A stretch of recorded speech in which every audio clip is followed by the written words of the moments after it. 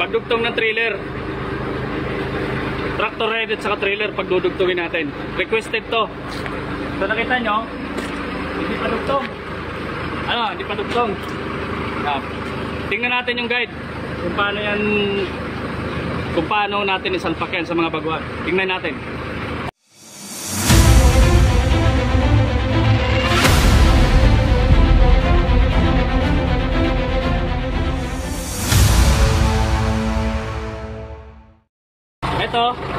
Itong kukuhanan nyo ng guide doon sa side mirror.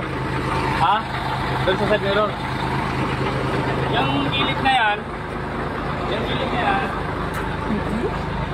isintro nyo dito. Ano?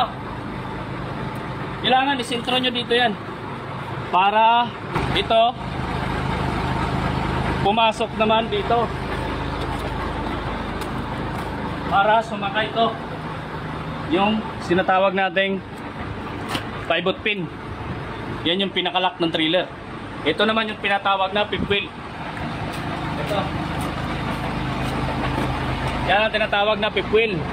Yan. Makikita nyo yan, yung naka-usli na yan. Yung naka-usli na yan. Ito. Ibig sabihin yan,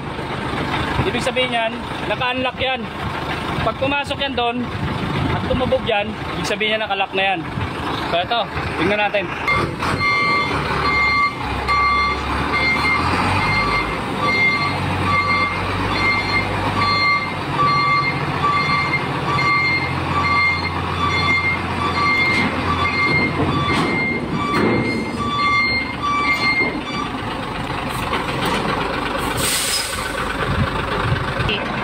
Ayan, nakikita nyo yan guys, yung nasa ilalim.